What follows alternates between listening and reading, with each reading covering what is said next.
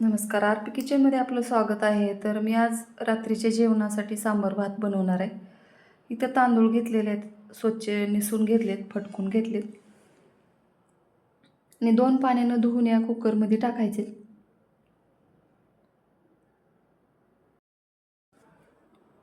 आता ह्याच्यात 1.5 गिलास पाणी टाकायचे. तर 2 वाटी तांदळासाठी मी 1.5 गिलास पाणी टाकणार आहे. चवीनुसार मीठ टाकायचे आणि इथं मी अर्धा तास झालं मूग डाळ भिजत घातली होती. आता एकदम गच्च बसलेली आहे वाटीमध्ये. ती असं एका ग्लासमध्ये काढून घ्यायची. तर मी इथं डाळ भिजू घातली होती धुवूनच भिजू घातली होती. आता या कुकरमध्ये 1 ग्लास ठेवायचं आहे. तर असं थोडंसं गोल आकारामध्ये फिरवून घ्यायचं आहे, कारण मीठ पण मिक्स होतं आहे आणि थोडंसं ग्लासला जागा पण मिळते त्यामुळं.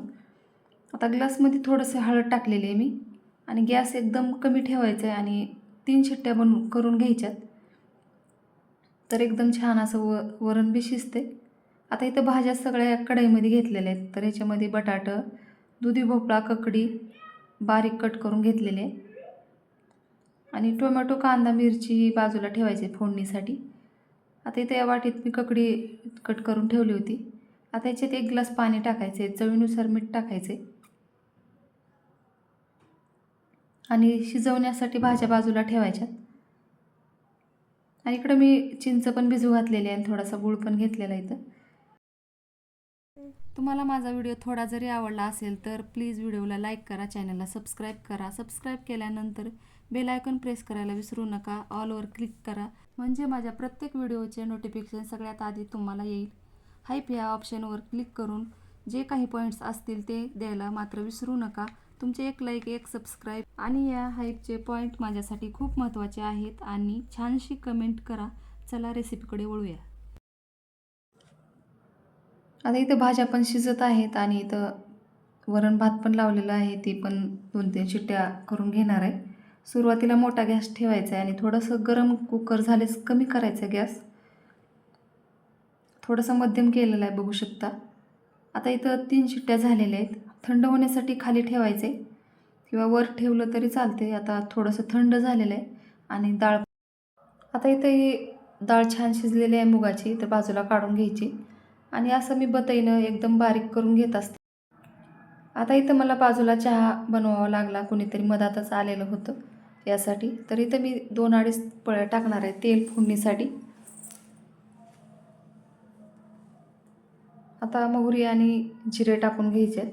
ह्याच्यात लगेच कांदा तळून घ्यायचा आहे. तर मी लसूण पेस्ट बनवताना थोडेसे मिरे टाकून लसूण पेस्ट बनवलेली आहे. लसूण पेस्ट आणि थोडेसे अद्रक टाकलेले आहे त्याच्यामध्ये आणि मिरे, त्यामुळे सांबारला एकदम छान चव येते. तर एकदा नक्की बनवून बघा अशा पद्धतीनं. तर याच्यामध्ये बघू शकता मिरे असल्यामुळे थोडंसं काळपट लसूण पेस्ट दिसत आहे.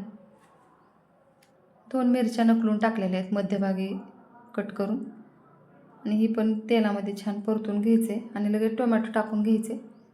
आणि वांगं राहिलं होतं माझं शिजवायचं. वांगं आत्ता कट करून घेतलेलं आहे आणि ती तेलामध्ये मऊ होते म्हणून त्यामुळे तेलात टाकले. आता गूळ टाकायचा आहे आणि इथं सांबार मसाला पण टाकलेला आहे मी. आता हिंग टाकायचे चिमूटभर, घरगुती लाल तिखट. आता हे छान असं तेलामध्ये परतून घ्यायचे.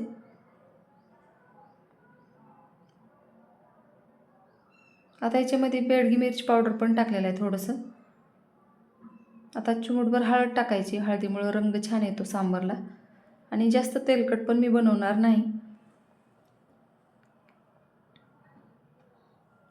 आता इथं मी चिंचेचं पाणी टाकलेलं आहे, भिजत घातलं होती चिंच.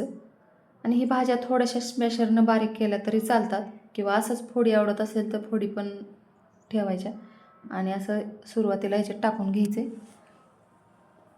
आता मसाला आणि सर्व ही फोडी छान शिजलेले आहेत. आता चवीनुसार मीठ टाकायचे. मी गरम पाणी टाकलेलं आहे सांबारमध्ये. आता तयार झालेलं आहे सांबार. थोडीशी कोथिंबीर टाकली. व्हिडिओ बघितल्याबद्दल धन्यवाद.